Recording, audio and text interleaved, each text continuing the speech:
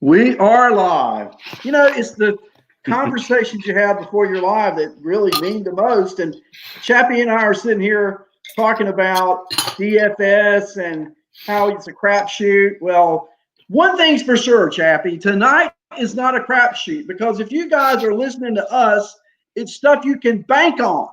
We're ready. Good You're evening. doing it right. You're doing I it loved right. your barrel. I loved your barrel discussion about the St. Louis Cardinals slugger. He ends your show tonight. Yeah. Great piece. Yeah, thanks. I'll tell you, the Cardinals got a lot to be excited about. It lines up for O'Neill and Carlson to be the bedrock of that team for a long time. And that's without even talking about guys like, DeJong and Edmund and, some of those pitchers that they have. So things are looking really good for the Cardinals for the future. And Carlson gets a single in his first at bat tonight. I looked at the games they have to play. I mean, if you can get O'Neill, if you can get Carlson, you load up on them in fantasy, particularly in, I don't mean DFS necessarily, but yearly leagues, because they're going to play so many games from here out. Well, but DFS too, Arn. Because if you look at it, I don't know what it is tonight. I know last night it was like O'Neill was 2,500, and I think Carlson was like 2,200. Wow. If you get them in a good matchup, you start looking at their splits, and you get them in a good matchup. It's the same thing with Keibert Ruiz. I said it on my show. Anytime Keibert Ruiz is on, he's not going to play, so you don't pick him up for your year-long league, right? But that doesn't mean he's not valuable, because anytime you see him in the lineup, you play him. Because he's like $2,000, Arn, and it's the cheapest player you could get. Did you see where Garcia, who's the first player born in the new century, he homers last night? I got a little factoid for you on that. But I saw today he was like $2,300. Yeah. And he's going to play every day. So there are a lot of players that fall into that category that you can get cheap who are going to get that opportunity. And, that's what it's all about, because you put them in the right positions, they may succeed, and you hit big. You were saying it before we went on the air, Chappy, you hit big one time, that's all that really matters, right? Yeah, no, so I'll give a little context behind that. Talk about DFS and how tough it is when you're just a small fish, right? Because what happens is you get all these big fish, the guys that win, a big tournament, and they throw like all their money right back into it. They throw, 150, 200 lineups out, and these are knowledgeable people who are throwing a ton of lineups out. It really kind of makes it tough to hit some of those big contests. But in all honesty, like, I'll put my knowledge up against anybody's as I put your knowledge up against anybody's. And, all it takes is one. So, like I said, I scored 180 and 190 this week and won $25 and $20. Wow. Wow. But you get that one lineup that hits 240 or 250, you're talking about $1,000. So that's one player that has a Fernando Tatis type. That's Robbie Cano last night, right? You throw him not even thinking about it last minute because he's cheap. Mm-hmm. And all of a sudden you're sitting on 20K. How about we talk about some of these players, and the values, but I'm looking tonight at the box scores. Toronto's leading the Orioles 7-3. I'm looking at their second hitter in their order. Toronto is Randall Grichuk. He's 2 for 3, 4 RBIs. He's only hitting 345. Yeah. He doubled. He homered tonight. I can't imagine Randall Grichuk being a expensive DFS player. And we know in his career he has been a player of streak. And right now it looks like he's on a good one. And it came at a great time for the Blue Jays, them losing their shortstop over the weekend, who was killing it. And now it just seems that Grichuk's picking up where Bichette left off. Yeah, and I talked about that too. I mean, you want to talk about there's no beneficiaries from Bo Bichette getting hurt. No. But the closest thing to it's Randall Grichuk. And I talked about him at 7, and the fact of the matter is he's been a steady power source. And, Buffalo, not the Rogers Center, Buffalo is a really pretty fresh hitting environment. I mean, the balls fly in that park. And then you throw in the fact that he's going to be protected by Biggio.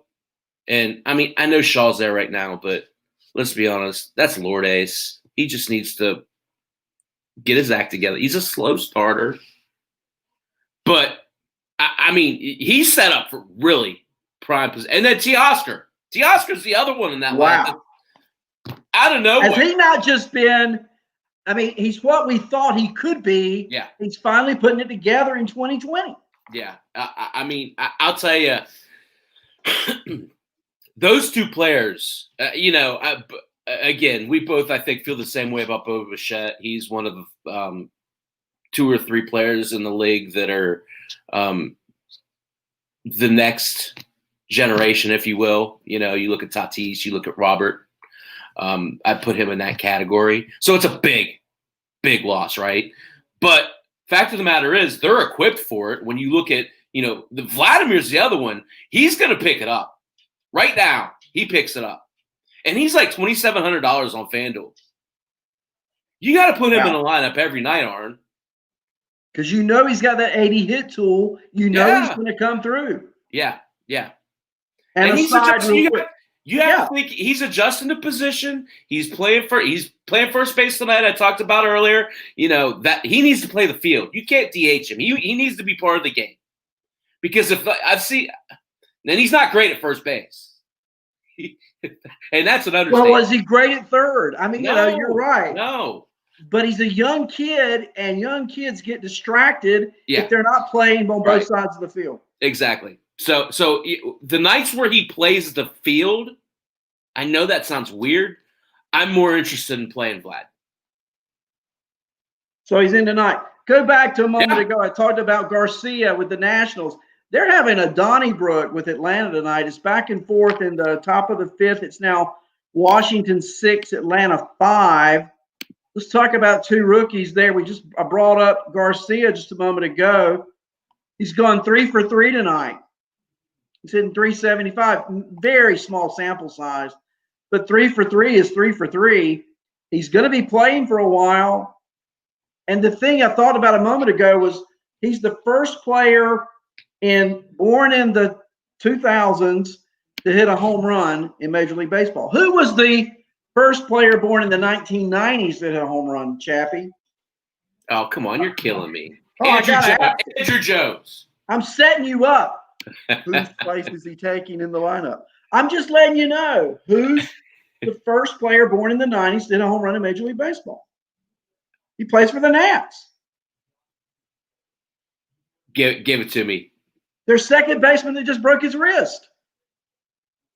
Starling Castro.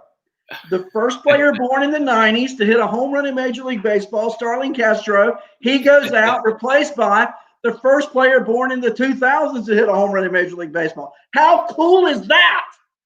Well, I'll tell you, I mean, Castro's one of those guys where he's never really lived up to the hype that he had when he came up. But I'm interested to see with this kid. I don't know. I got to be completely honest with you, Arn. I don't know anything about him. But I know for him to be in the major leagues at 20 years old, I mean, that's Juan Soto type stuff. So it'll be interesting to see what happens with him. Well, he's one of their top 5 prospects, Chappy, and I know he came up through the Carolina League. There you go. Of course, there it is. I follow him because of that, but because they have the Carolina League covered, and it's interesting how they send like one big prospect through a year, it seems, and that's who it was. A couple of years ago, it was Garcia, and now he's getting his chance. And that's the thing. Injury brings opportunity, and look what's happened in Atlanta tonight. I mean, Acuna's out. Markakis now is on the IL with COVID.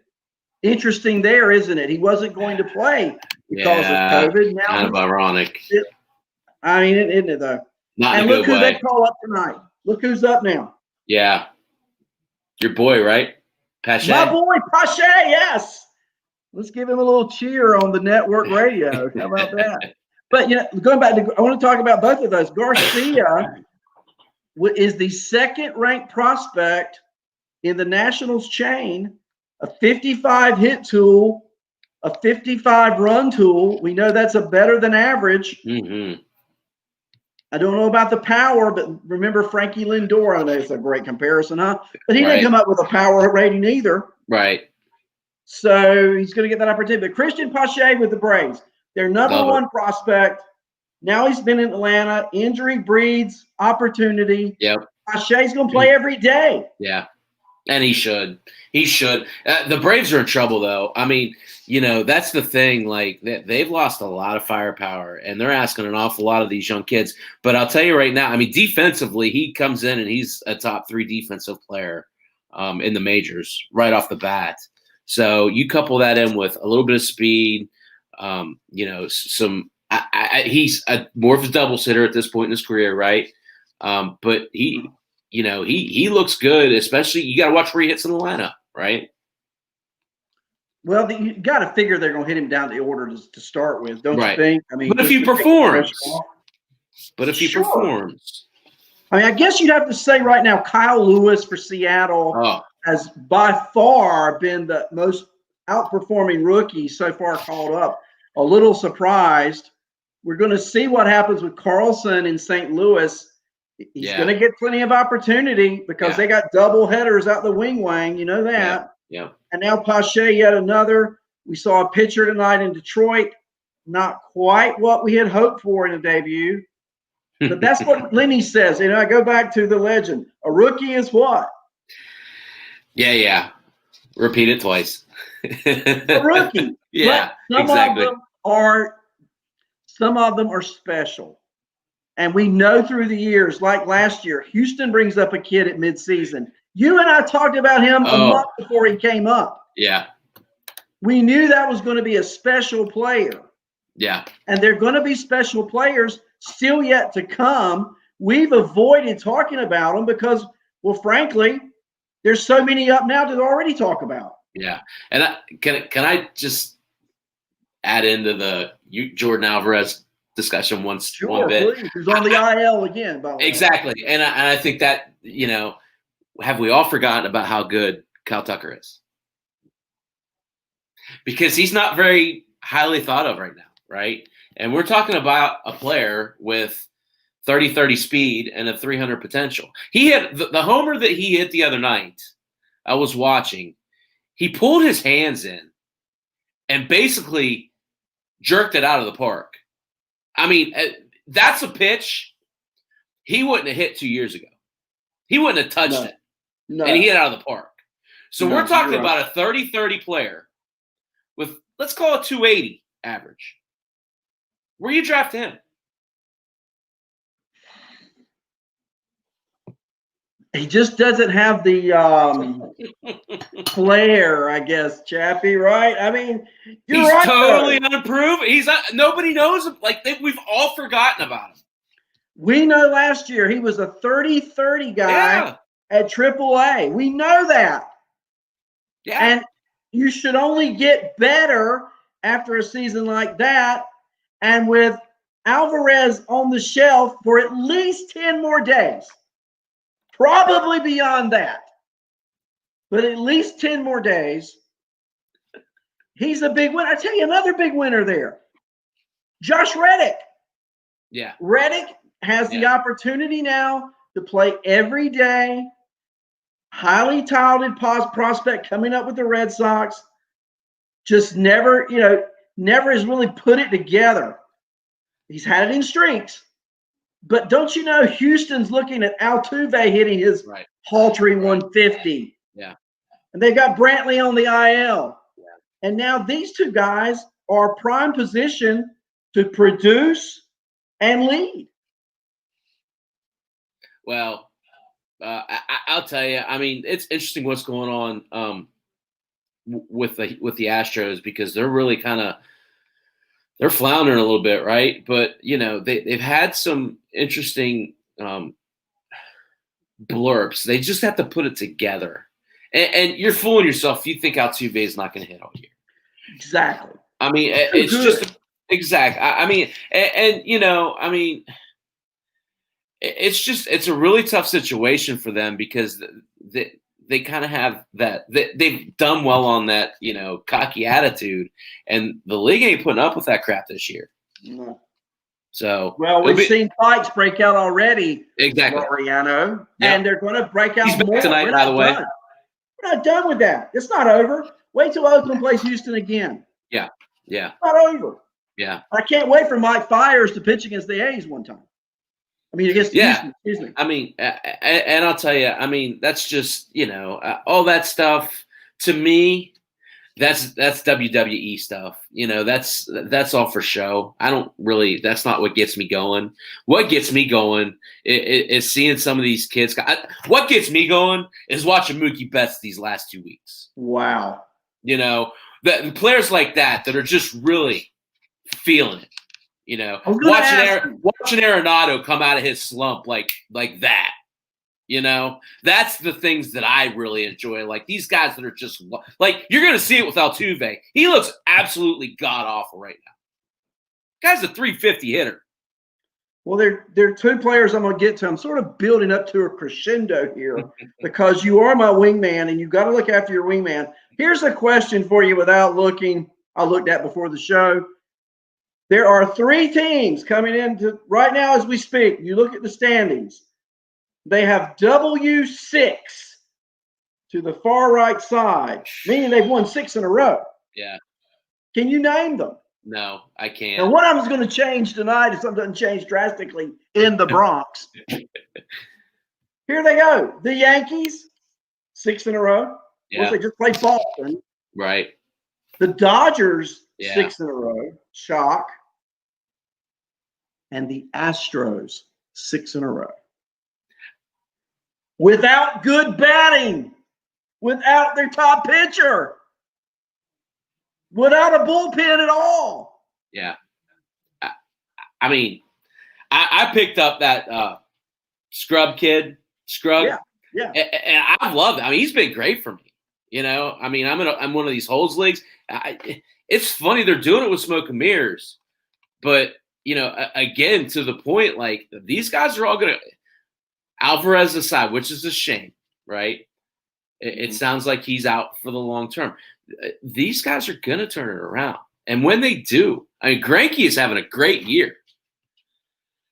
I watched nothing through like 7 innings today. Yeah. Greinke's on the hill, just mowing them down. Right. I think they had first and third. I think Hampson led off with a single to right.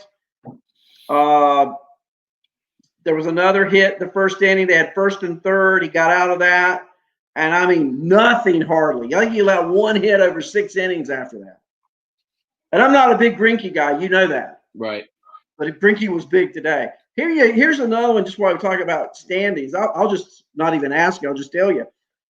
How surprised are you that the Arizona Diamondbacks now have a W5 in the far right side of their standings? And they've moved up. Look at this, Chappy. They've passed San Diego in the standings. And San Diego is kind of the flashy team. Arizona reminds me more of a blue-collar kind of team, I've watched a lot of Arizona. I mean, and I'll tell you that they have Zach. I talked earlier. Zach Gallen should be in the running for Cy Young this year. He's just he's really underrated, and people don't talk about him because he's out west. You look at guys like, Marte's having a good year. Peralta's having a good year. Merrill Kelly is a good pitcher, Arn. That's another thing. You look at, Escobar's putting in overtime trying to fix this stuff. He's starting to come on. Walker's hitting the ball hard. You want to talk about a team. We all talked about it at the beginning of the year. You want to talk about a team putting it all together? They could be dangerous. Now, Bumgarner's been terrible. No doubt. Anything from him would be a help. I don't know if he comes back this year or not, but, you paid that guy a lot of money to come in, and you're getting nothing from him. But, they're piecing it together, and they're not a bad little team. How about Robbie Ray, who still hasn't come? I mean, they're not doing it with Ray or Bumgarner. Ray's not performing and Bumgarner's not playing. And they're still winning now. So I talked about it earlier. I know he's tipping his pitches. He's tipping Robbie Ray. Yeah, I heard you say that. Yeah. So he was double tapping his glove, and when he came out, the pitchers were able to see his grip, and that was telling them what they were pitching. So he changed that the other night, and he had a no-hitter. I mean, he struggled with his command a little bit, as you can imagine when you're changing your motion. You might. But I think he works on that. He refines it. I mean, once you identify things like that, how you come out on the other side of it, I really like what Robbie Ray's offers from here on out. Ketel Marte doesn't play today. They beat the A's 10-1. And look what they did to Frankie Montas. Check out this line, Chappy. Innings pitched 1.2. Hits 6. Runs 9. Earned runs 9. Walks 4. Strikeouts 1. Home runs 2. Frankie Montas, arguably before today, would have been in a Cy Young discussion. Yeah. And the Diamondbacks just unload. And I'm looking at the middle of that order. Starling Marte, traded from Pittsburgh, is now hitting third in that order and hitting 361. You think he's comfortable in the desert? I said it. Listen, I told you. As soon as it happened, I told you. Here's the thing. He's been playing in a lame duck situation for the last 5 years. You take a guy who takes pride in what he does, and he takes pride in what he does, and you put him in a situation where they're all of a sudden competing. You give him good, competent coaching. And the other fact that people don't take into account, he's Dominican, right? Right. Dominicans like what? Warm weather? Warm weather. Hot weather. Every year in Pittsburgh, he'd start out cold, and you're like, what the hell's going on with Starling Marte? Then all of a sudden, you look up, he's hitting 280 because he's been hitting 340 for the last 2.5 months. Maybe this year you just see the 340 version of him. That's what we're getting, and I think that's why now you're seeing – you told me, was it last week or 2 weeks ago, you asked me how many home runs had Arizona hit? And the answer was 1. It was 2. It was 2. Yeah. Today. Yeah. Today, Chappy, they hit 2, but it wasn't who we just talked about. Nick Ahmed. Yeah. Very unheralded. 3 for 4 today with a homer and 5 ribbies. Another home run from Calhoun. Calhoun goes 2 for 4 today. They're coming around, and there's just something about that Diamondback team.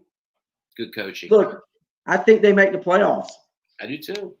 And we talked about it at the beginning of the season. It's not. I'm not saying Lovello's not a good coach. He's a good coach. But they've got player development people. They've got analytics people that are top notch. And I think that goes unnoticed. We talked about this last year. You look at the development track last year of the players that they had. Ketel Marte out of nowhere. Carson Kelly out of nowhere. Eduardo Escobar out of nowhere. Christian Walker out of nowhere. There was like 5 or 6 guys that were nobodies coming into the season and took off. That's coaching. No doubt. And it doesn't matter if you win by 5 or you win by 1. A W is a W. And these games that they're winning close, which they had been until today was like a vacation. It was like Disney World. 10-1 over the A's. Those are fun. Oh, I mean, pick on a big boy too, right? Yeah. I mean, it's and I'll tell you, I think there's something wrong with Frankie Montas. I hate to say it, because he was so unhittable early on. I think there's an injury there because he got pulled, right? Because back stiffness. I Didn't think pitch over the weekend because of back sniffers. I think there's more there than we're hearing right now. Wouldn't surprise you to see an IL stint. Yeah, and I think they're trying to calculate that with AJ Puck. That's just my honest opinion. I don't have any fact. Puck will not pitch in the rotation. Does that might change? That might change if Montas gets hurt. Yeah, so we'll see. I mean, your boy Kaepernick. Former Yankee great. Yeah, Kaepernick. Exactly. He'll get a look, I'm sure. I know he's got good stuff. There's another guy. I always forget. Simeon Richardson. Is that it? Yeah, that's it. He's got good potential, but I mean, to me, AJ Puck's where it's at. So I got to talk about this now, and I want to get your insight on this. Winning by 1 or winning by 10. I'm looking at a box score right now. The score is 1-0 in the 4th inning. It may change because the team with nothing has 2nd and 3rd and no outs. But I'm talking about the Cubs and the Cardinals. And I look at the Cubs box score, and it's pretty simple. Ian Happ leading off tonight, 2 for 2 with a homer. In the 3rd inning off, Ponce de Leon, the world traveler. After that, 2 through 9, no hits for the Little Bears. Yeah, it's an issue. So, and Bryant gets a shot this afternoon in the wrist. I'm really concerned about Chris Bryant. And if he's getting shots in the wrist, that tells me it's got to be painful. And if you can't swing the bat, you can't hit the ball. But I'm really concerned. Javi Baez was cut in a league I'm in this week. I picked him up. Got to. He said 195. That's okay. I mean, it's not, but there's just not that much time left. So when do these players, whether it be a Baez, every team has them. Every team has somebody. Yelich was that way. Still isn't hitting very much on average because he was at 100 for a long time. When do these players, Rafael Devers, when do they ever start turning it on, Chappy? We don't have a lot of time left. Well, and that's a really good point, and that's why this whole year, I mean, I've played in my leagues. I didn't run my league, but it changes things, right? So the leagues that I'm in a couple with you. I run it like my hair's on fire. I don't care about the name. I care about the stats. So I mean, it's a tough pill to swallow, but I don't blame someone for dropping. Well, I would never drop Javi Baez, but a player like him, I've had to drop some good players in some of my leagues because there's folks out there that can help me right now. So you have to. Strasburg. I dropped Strasburg. You have to. If there's someone else out there better, you have to. I mean, Strasburg hadn't pitched 9 innings all year. He's constantly got a problem. He can't have any feeling in that hand. How can you hang on to him? I just think we're at a point where you have to make some tough decisions in fantasy. You've got your Giancarlo Stantons. You got your Bo Bichette's. What if you're short an IL slot? I have a real hard time cutting a Bo Bichette. I just do. Yeah. Okay? I have a real hard time cutting a Stanton. I probably wouldn't. I think you got to hold on to.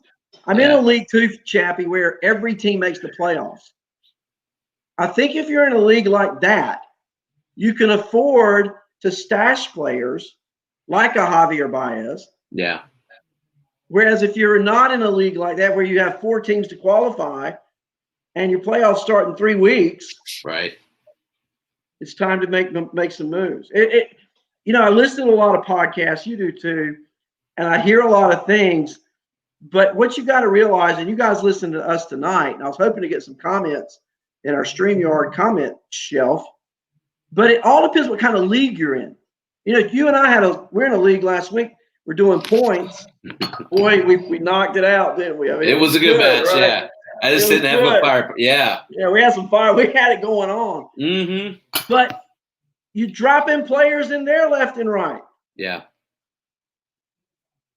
I don't know. I mean, For me, like how I do it, because a lot of these leagues are like daily moves. I build my bullpen. So in 1 week, I picked up Rosenthal, I picked up Montero, and I picked up there were 3 closers and Scrub, whatever his name is from Houston. Yeah, so three closers in 1 week I picked up because you sit there and you watch it. It's just Andrew Miller. Oh yeah. You got to pick him up. You got to pick him up. You have to. He's got 2 saves now. You have to pick him up. He needs to be on a team. But that's the thing is, in a situation like this where the season's so short, 1 save's a big deal. 1 win's a big deal. You need to pay attention to it because if it then turns into 2, they need to be rostered. Same thing. Dylan Moore's the same thing on offense. Oh my gosh, you gave a good. I'm not going to kill that because you knocked it out of the park tonight. Good job. I was listening. Near the end of your show, you spend time on him. Great. Yeah. He's doing great. His hard hit rate. You talk about his barrel. How much better his averages are over the league averages. That's the kind of player you go and grab. Exactly. So I left one thing out, and I got to get to it. So give me 1 second. I like to project, right? I like to sit there and talk about what a player is on pace for. So Dylan Moore, and I got to get down to this because I have it. Dylan Moore, if he were to play 160 whatever games, he's on pace to hit at his current rate. It's all the way down here at the end. He's on pace to hit. There he is. 39 homers and steal 48 bases if he were to play at this pace for a full season. Well, I like doing that because that puts that in perspective, right? Mm-hmm. Like how well they're playing. So would you take a player with 39 homers and 48 stolen bases on your team, Arnie? Yeah. Right now. I mean, I'm not saying you could do that over the course of the whole year.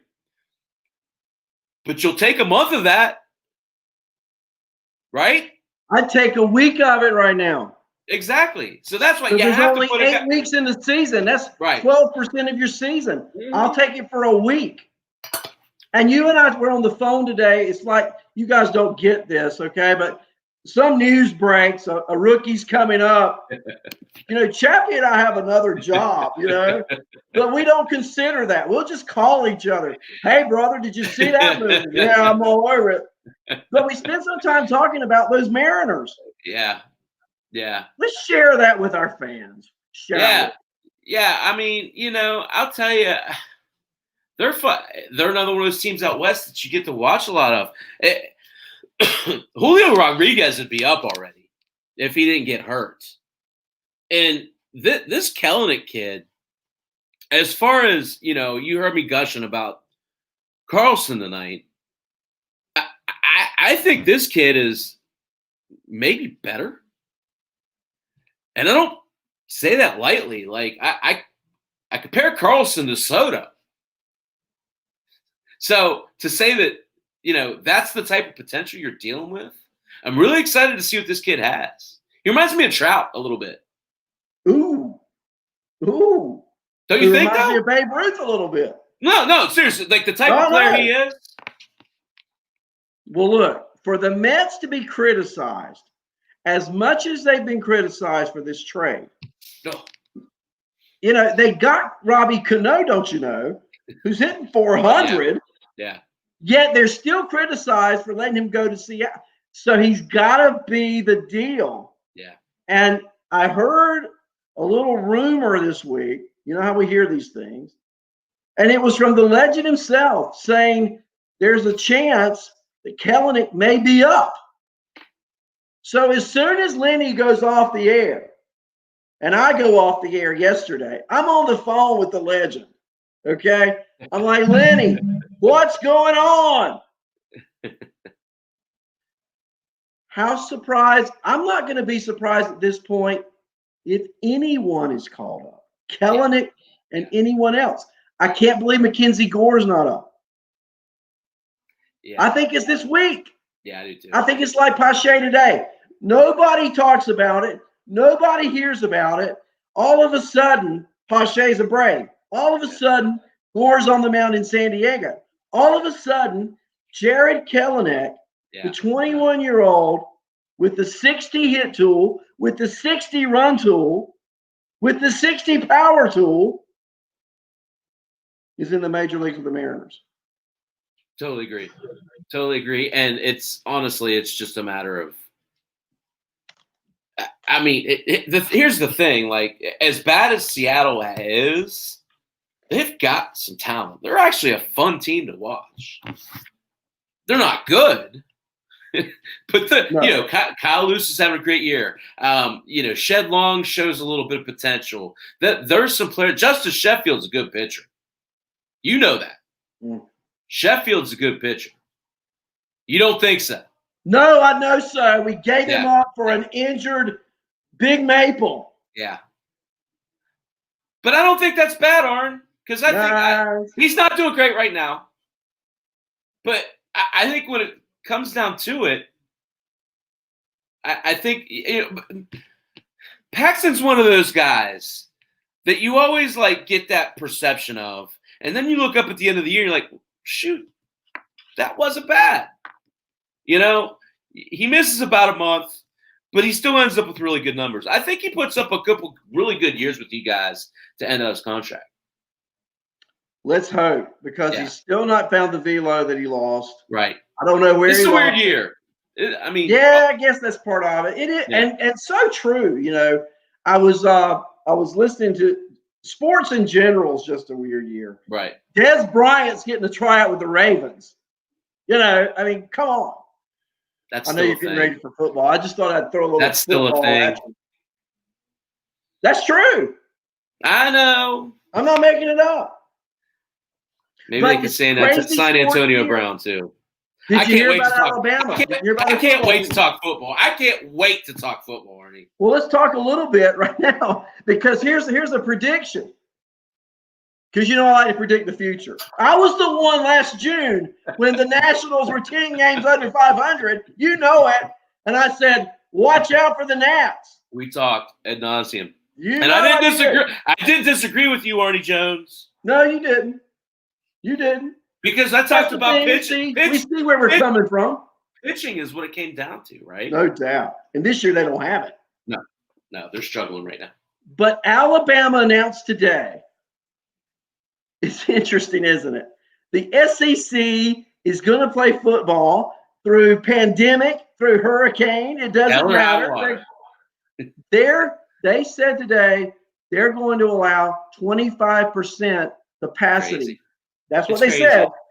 That's a 120,000 seat stadium. That means 30 grand will be in that stadium, and I'll bet you 30 grand show up. Oh, it's what it is. Yeah. Okay, but when Alabama does that, and let's say it works. Let's just be positive for a moment. Let's say it works. They spread it out. Nothing really major happens. How about these other sports teams? Jerry Jones came out and said it, right? Dallas is going to have fans. Yeah, and whatever. I don't, I don't like to get into all that. I don't like to talk about all that. But here's what I am quite grateful for, Arnie. The Mountaineers playing the Big 12. Because given watching, it's like with baseball. Every night my wife thinks I'm a crackhead because I'm up till 2 o'clock in the morning watching the last pitch of the last game because I can. But if I were a Big 10 fan or a Pac-12 fan, I would be so ticked off right now. Because at least you're trying. At least you're trying. And it's not right or wrong. I think some situations going to handle better than others. There's going to be outbreaks. But at least if you play, I am so grateful that this fall I'll get to watch college football on Saturday.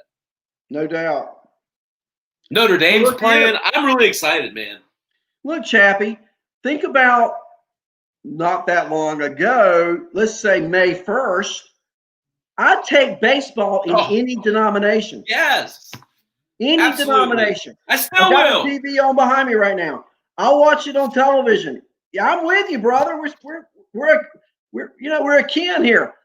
But in May, we take it any way we can get it. Now we got it. We're greedy son of a guns. We want everything. Now I want to go to a game. Yeah, sure, I'd love to go to a game, but I want to live too, right? Yeah, They're gonna play football. We're gonna have it I love it. in some I shape, can't form, or wait. fashion. And the Tar Heels are a force this year. Just so you know. The Mountaineers are projected to go to 2-8. I'll tell you right now, I will streak down to the end of the block if the Mountaineers win 2 games. Can we video this? We are videoing this, Arnie. I want to see this streaking down the street. I want to. Yeah, we can video it. You don't want to see it, but yeah, we can video it. I'm sure my wife will jump on board with that. Can you imagine? Neil Brown's a good coach. I talked about 1,000 people have viewed our show in one particular show. Imagine that, Chappy. Clickbait. My point right? is, though, clickbait. I'll do it on this show, Arnie. Hey, I gotta turn away. Look, here's the thing. If that happens, though, and it's successful, does Major League Baseball, when playoff time arrives and money is at a premium, let 25% in to watch games? I know. They're talking about doing it in a bubble, right? So, unless you're going to National League teams somewhere, you put all the American League teams somewhere. Right. There's a bubble atmosphere. It's 2020. We got to be creative, but by putting them in that bubble atmosphere and secluding the players during the playoffs, do you allow 20 or 25% fans into a stadium in that bubble atmosphere? I'll tell you how you do it. I'll tell you how I personally would feel comfortable. If you put a plexiglass window like 20 feet up high around the park. That's how I'd feel. That's how I feel would be a good approach. You put a 20, just like they do in hockey, right? Right. You put it, and you need to do that anyway because people are getting killed by foul balls. Exactly, safety, and it creates you're setting a parameter going forward, right? Absolutely, because guess what? This isn't going away. We're going to be dealing with this time next year. It's about the safety precautions and the measures you can put in that enables you to get back to normal. So set the plexiglass around the stadium. Yep. Fans are protected. Players are protected. Only let in 20%. Right. You can do the 6 feet rule. You got to wear a mask. You give fans, make sure they have their hand sanitizer, whatever you do. Yeah. You got to wear your mask. Give them, whatever. However you do it, you give your body, whatever. I mean. I think it happens. I mean, to me, that's the only way it happens. But to me, it's inevitable that that's the way that it does happen. And I think Alabama playing football and West Virginia playing football and Carolina playing football, Notre Dame. once they set up parameters that show safety has been taken into consideration first, others, look, we're creatures of habit. We like to imitate, right? You see me wearing my Brooklyn jersey. What do you want to do? You want to get a retro? I mean, yeah, that's the way we roll. Yeah. The thing for me, here's an easy change that football can do that other sports can't. Right? Basketball can't do this. Baseball can't do this. Make it mandatory that face shields are worn on the face masks. Adapt those face shields so that they have a connector that snaps, just a plastic connector that's breathable, right? That basically makes it so that spit particulates don't come out of your mouth. I think one player, of course, I'm a big fan because of the team he plays on. But you've watched, a.k.a. the Lone Ranger, the Masked Man for the Yankees, Clint Frazier. Oh, I love him. Did you catch that bit? Did you catch that bit? Say it again. Did you catch my bit on him? I did. Okay. Let's hear a little bit of that. Just a greatest hits version. 50 homer power. 50. I mean, if Gleyber Torres can hit 50 homers, Clint Frazier can hit that. They talk about that. This dude's forearms are humongous. I mean, this dude's a specimen. You don't see it because that uniform's kind of baggy. He's built. I think he's a star for the Yankees. There's a reason they didn't let him go, man. And now he's getting that opportunity, and boy, he's cashing in. Yeah, yeah. They got to play him, Chappy. He's another one of those guys. I think he's like 2,700 on you gotta buy him every day, right? Yeah, absolutely. I mean, so you and I were having this conversation off the air with me this week. So I just want you to fall in with me. I'll set you up for it. You gave a comparison to Austin Meadows. Mm-hmm. You and I had this conversation, not on our show, but we're going to have it now. And you gave a comparison to Austin Meadows for a lot of different reasons. Right. Share with our audience why you compare Meadows to Frazier. Yeah, and I think so. Let's position it like this, Arnie. Let's take each player and put them in the other situation. Let's take Austin Meadows and let's bring him up to the Indians and trade him to the Yankees. And let's take Clint Frazier and let's, have him come up through the Pirates and then get traded. Yeah, and then get traded to Tampa. What do you think that looks like? It looks like what you've got now, just the inverse. Yeah, I mean, the skill set's a little bit different, right? Yeah, I mean, he's not going to steal. Frazier's not going to steal bases like Meadows, but Meadows is not going to hit home runs like Frazier. Right. And the scary part is Meadows hit, 30 last year? Yeah. So 31. if Meadows is 31 and Gleyber's, what was he, 48? Was that what it was? It was high. It was high. 38. 48. Yeah, 30, okay. 39. Yeah, whatever it was. It doesn't matter. That's just for sake. Then what does that make? Yeah, so I'm saying Frazier, power-wise alone, greater than both of those players. Frazier reminds me of Schwarber. With a little more athletic ability. And probably a little less power. Fair. We haven't seen the best Kyle Schwarber yet, Arnie. You know that. Fair. I think you're right. And I think we're just starting to so you think about what we're seeing with Clint Frazier right now. I think you're starting to see Kyle Schwarber when he first came up. Did you see who led off for the Yankees tonight? Speaking of Schwarber, who's a former leadoff hitter for the Cubs. Did you see who led off for the Yankees tonight? I did it. Luke. Jeez. Luke Voigt. He's swinging a mean bat, man. He can't swing a mean glove. You ought to see him playing first base tonight. Kiermaier hits the ball that just nukes him. He should have had it on a line drive. No joke. He'd have to jump. It was right here. Goes by him into right field. Triple, baby. Anyway. It happens. Let's talk about some of these guys that are coming back from injury, chap. Charlie Morton. Yeah. Out. Tampa. Out. I'm out. I just don't buy him. I mean, he's lost velocity. I've seen bad Charlie Morton live and up front. Sorry, I got to plug in, so bear with me. I'm still talking. You're good.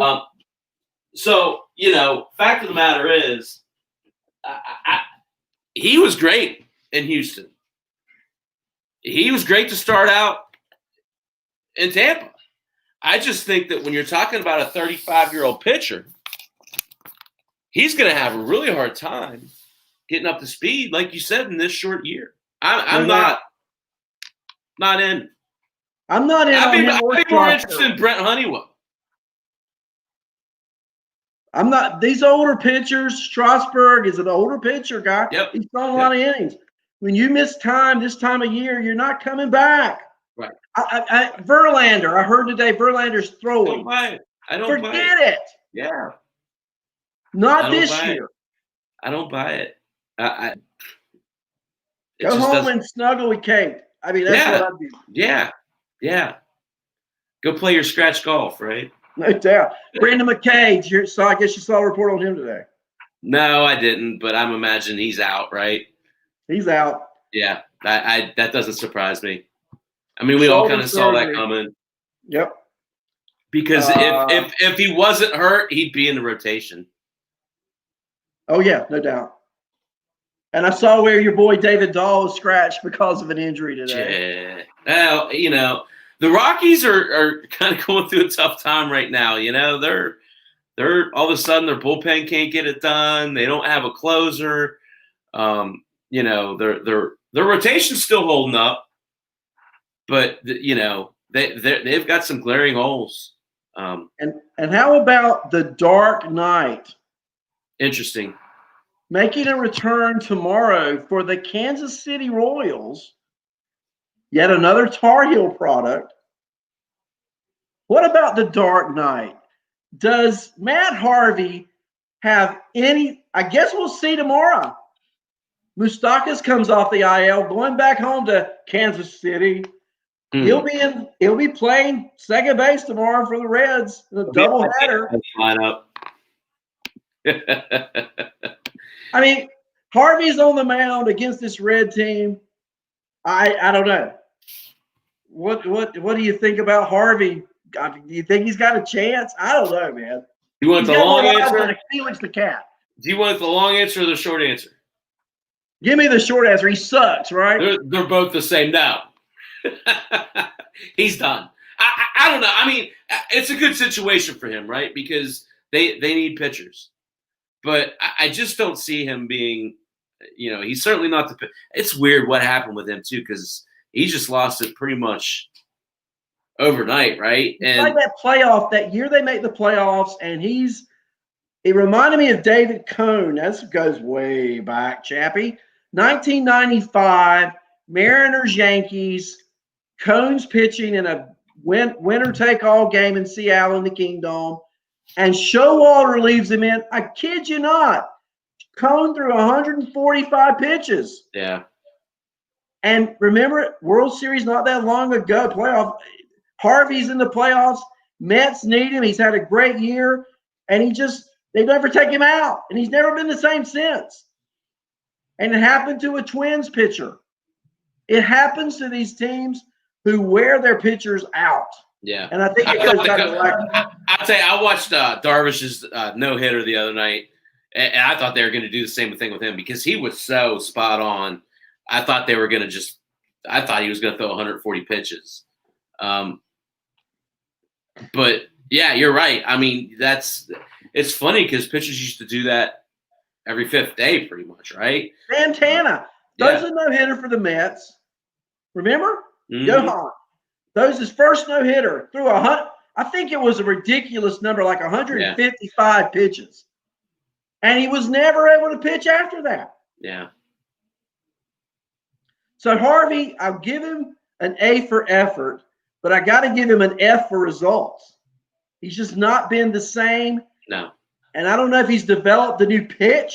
Well, how cool would it be, though, Chappy, if he comes out tomorrow night, looks like Tim Wakefield throwing a knuckleball or something? I don't see it. I don't see it happening. Yeah, I don't either, but I'm just saying. Tim Wakefield was a special pitcher, man. Yeah. I saw him on multiple occasions. He was a good pitcher. That's tough to do, I just now if you told me he's going to come out and pitch like, CC did, I might be more apt to buy it. But I don't think that's him, No. CC redeveloped. I mean, yeah, he absolutely. became a totally different finesse pitcher. Anyway, let's talk about some standings. We'll get out of here real quick just to close the show. Yankees, Tampa. If the season ends today, Baltimore's a wild card. Baltimore's getting ready to go on a long slide, though, Arn. You know that. I just Can the hitting sustain? I mean, they've had some guys really hit. Yeah, I think it does. So you don't think the pitching can? No, I don't. I'll tell you that I like their young hitting a lot. Santander's a good ball player. Alberto's a good ball player. Rio Ruiz is a good ball player. Santander is a good ball. They've got a good team offensively. I mean, I thought for sure that we'd see Mountcastle by now. Me too. I think Austin Hayes is a good ball player. He hasn't found it yet. Mm-mm. We've talked about Otley Rushman. I mean, I'm not his biggest fan, but I'm not saying he's not a good ball player. It's funny, Chappy, the players we talked about, you and I, and look, we usually nail it between the two of us. But the players we talked about on the Orioles being an outside chance of being fantasy relevant have not been, and ones we didn't talk about, I'll admit it, I was out. I didn't hit the Orioles at all this year. Yeah. I mean, not before the season started. So, looking at the Central, but here's a real question. That Central Division, and I want to sort of close with the Cleveland Indians. They sent those two stud pitchers, Plesac and Clevenger, down to the farm. Other players are saying, if you bring them back, we're quitting. Yeah. So they're on the farm. Let me ask you a question. I'm going to pose it this way. Cleveland decides to trade both of them. Right. Which teams, and I'll give you one, I'll go second, okay? Since I'm asking the question, you go first. Give you time to get your thoughts together. Which teams become legit trade partners with the Indians for either Clevenger or Zach Plesac? You go first. Wow. That's kind of a little. That's interesting because as I'm looking down through here, I guess the one team that could really use their help, and I don't know that they could get enough prospect firepower. The Phillies come to mind, just because their offense is really good, but I just outside of, and I'm not a big Aaron Nola fan. I mean, I'm not saying he's not good. I don't think he's, he's more of an innings eater that puts up decent stats than a SP. He's more of an SP2 to me. Mm-hmm. I don't know enough about Spencer Howard yet. I know what his prospect lineage is, but I haven't seen it from him yet. So I'm not sold on him. I mean, you look at the offense, and of course, they spent the big money on Bryce Harper. To me, I think the Phillies make a lot of sense. What do you think, Arn? I was thinking of an American League team. And I know they'd probably rather deal with a National League team because then you don't have to see them as much. Right. But I've got two that I think, to me, make a lot of sense if you could pull the prospects together in a certain way. And they're both sitting in the American League East, and for different reasons. One for now and one for later. Okay, first let's do the not so obvious. I think Toronto. Yeah, I knew you were going to say that. I knew you were going to say that. You put one of those guys, if not both, you put one of those guys on the Blue Jays to go with a Nate Pearson, to go with a Hyun-Jin Ryu. Yeah. All of a sudden, the Blue Jays' weakness has become a strength. And the Blue Jays are sitting at 8-11. That's not insurmountable to get back in the playoffs this year, but these are young guys. What's Plesac, 24? Clevenger's 29? Right. Another trade partner, I think, for different reasons, I'm going here, the Yankees make a perfect trade partner because the Yankees are playing to win now. Right. And they have talent. They have pitching talent. They have hitting talent. They could send some or both of that to Cleveland. And all of a sudden, you put a Clevenger. Think about this, Chappy. You put a Clevenger in that Yankee rotation in a short series. All of a sudden, that changes the litmus. I mean, I think the Yankees are good, but I think that pitching now becomes extraordinarily good. Yeah. And so I like either of those trade partners. because I know the Blue Jays have a lot of young talent. I know the Yankees have young talent. I don't really see a team like, I don't know, I was thinking San Diego. They've got young pitchers. They don't need young pitchers. Right. You know? But Cleveland set the precedent. Look, last year midseason they trade Trevor Bauer. Right. They're not afraid to trade a star pitcher. It all depends on what they get back, right? Exactly. And I got to believe behind the scenes right now, they're having discussions with various teams. They're not going to talk about it. They learned their lesson with Francisco Lindor. Right. We're not going to talk about trading him. We're just going to be like a thief in the night and do it. Right. And I'm sure there are other teams, but I don't see them trading within their division. No. I don't really like them going to the Yankees. I look at that Atlanta Brave team, decimated by injury, sure. But what if you put a Clevenger on the Braves? And the Braves have the system. The Dodgers have the system. Yeah, you put Clevenger on the Dodgers,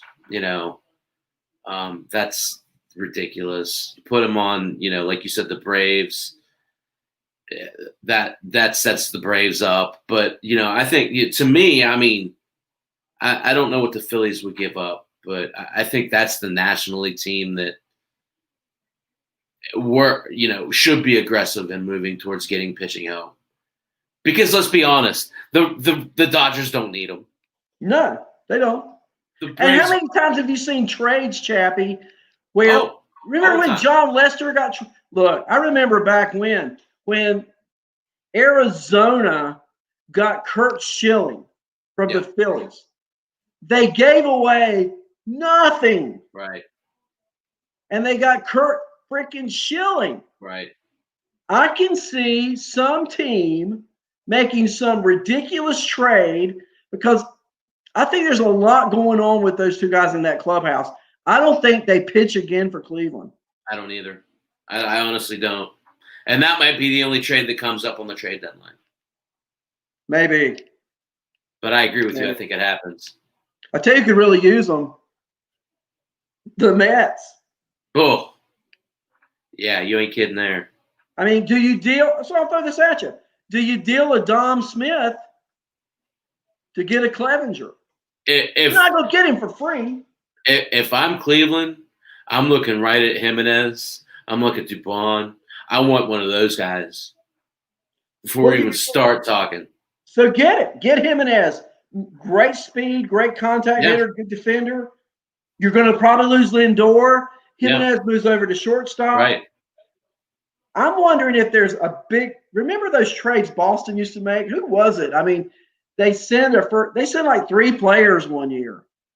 Who helped me out here from that first World Series team? Beckett and the guy that played first base for San Diego. And Carl Crawford, whatever. They sent all these guys out to the Dodgers, remember? Yeah. I could see Cleveland taking Lindor, the whole lot of them, and trying to find a trade partner now. If you're not going to – I mean – I don't know. Shea Bieber's the best pitcher. He is so good. I don't know. You keep him and get rid of everybody else? Is that what you're saying? I'm saying if you can get some good young nucleus players, you can still build around Bieber. Right. So Yankees, they have Michael King. They have Clark Schmidt. They're great. They're good prospects. Right. King was the pitcher of the year 2 years ago. We've seen Schmidt this summer and spring. So what if the Yankees ship them a couple of pitchers and a Miguel Andujar? I don't think he can't hit. I just think his timing is pathetic. He needs repetition. What if you do something like that? And the Braves have pitching galore and a Pache or whoever. Yeah. Yeah. Yeah, I mean, it'll be interesting to see. I do think he goes somewhere. Both of them go somewhere. I just don't know where. We've been on the air an hour and 10 minutes. Yeah. How about it? I mean, there's a lot to talk about. You threw me off a little football discussion, so. Yeah. Dez. Well, I'll tell you, I'm hoping next week to start talking some football. I don't know how I'm going to fit it in, but maybe we talk some next week. Well, look out for Ruggs, the all-pro wide receiver drafted by the Raiders. Here we go. I think I'll wear my Raider jersey next week. Yeah. It'll be interesting. I mean, it'll be fun to see what happens with the pros. Yeah. I'm excited to see them play. And I'm excited to compete in fantasy sports. Hey, we've only got 2 weeks, don't we? Yeah, it's crazy. They'll start right after Labor Day? Something like that. Yeah, it's soon. And I'm looking at my calendars, August the 18th, Chappy. That means we don't have but one more Tuesday night in August. It's crazy. Next Tuesday night is our last Tuesday night in August. Well, let's talk about some football next week. Let's do it. Everybody, thank you guys for being with us. This is the most fun a human being can have after dark and not get caught doing something they shouldn't, So, Chappy, great job. Beth at 7 and here with me tonight. Thank you so much thank you for the time that you spend, my friend. Thank you, buddy. I appreciate it. People don't realize these things don't just happen. Right. Yeah. I even have some notes tonight. Look, real quick, great. I've got some notes tonight. But we have to have some kind of organization or nothing happens. Yeah. And I know you put a lot of time in, and I really appreciate it. And it is a pleasure to be able to say I do a podcast with my man, Chap. I feel the same way about you, brother. I know you work really hard at what you do. You might pull that one card up, but I know you put more into it than pretty much anyone else I know. So I enjoy working with you, and it's funny. I did this long before I ever talked about it. Yeah, the research is the fun part. That's true. Everybody have a great night. I tell you what, here's what we're going to do. Thursday morning, I'm back with you at 10 o'clock, 9:45, whenever Lenny finishes. Chappy's going to have something for us. I know he will on Saturday. And then next Tuesday night, Chappy on at 7. Arnie and Chappy After Dark at 9. Don't miss us. You'll be the loser if you do. So let's win some money, Arn. Let's do it. Everybody have a great night. We'll talk to you next week. Later, guys.